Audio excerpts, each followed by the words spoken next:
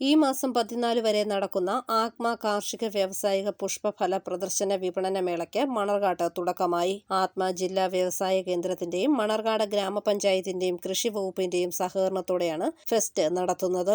മന്ത്രി വി.എൻ. വാസവൻ നാട മുറിച്ച് പ്രദർശനം ഉദ്ഘാടനം ചെയ്തു. ഈ പ്രദർശന വിപണന മേള വലിയ രൂപത്തിൽ ജനങ്ങളെ ആകർഷിക്കുന്നതും ഒട്ടനവധി പുതുമയുള്ളതും വൈവിധ്യങ്ങളായ ഒട്ടനവധി ഉത്പന്നങ്ങളും ഇവിടെ പ്രദർശനത്തിനും വിപണനത്തിനുമായി എത്തിച്ചേർന്നിട്ടുണ്ടെന്നാണ് നോക്കിയപ്പോൾ മനസ്സിലാക്കാൻ കഴിഞ്ഞത്.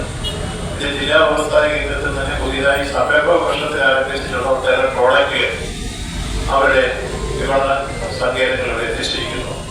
അത്തരത്തിൽ നമ്മുടെ നാട്ടിൽ പുതിയ തൊഴിലവസരങ്ങൾ ഉണ്ടാവാനും മൂല്യവർദ്ധിത ഉത്പന്നങ്ങൾ ഉത്പാദിപ്പിക്കാനും വളരെ മര്യാദ ലഭിക്കാനും കഴിയുന്ന സാഹചര്യത്തിൽ സംജാതമാകുന്ന ഒരു പൊതു പശ്ചാത്തലം ഇതുവഴി ജില്ലാ വ്യവസായ കേന്ദ്രവും അതോടൊപ്പം സംസ്ഥാനത്തെ വ്യവസായ വകുപ്പും ഇക്കാര്യത്തിൽ പ്ലാൻ ചെയ്തതുപോലെ തന്നെയാണ് വന്നു കഴിഞ്ഞിട്ടുണ്ട്.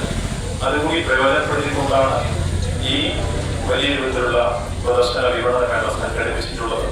കാർഷിക യന്ത്രവൽകൃത ഉപകരണങ്ങൾ, ചെറുകിട വ്യവസായ യൂണിറ്റുകളുടെ വിവിധ ഉൽപ്പന്നങ്ങൾ, പച്ചക്കറി തൈകൾ, വിത്തുകൾ, അമ്യൂസ്മെന്റ് പാർക്കുകൾ എന്നിവയാണ് മേളയിലുള്ളത്. വിവിധ വിഷയങ്ങളിൽ വരും ദിവസങ്ങളിൽ സെമിനാറും സംഘടിപ്പിച്ചിട്ടുണ്ട്.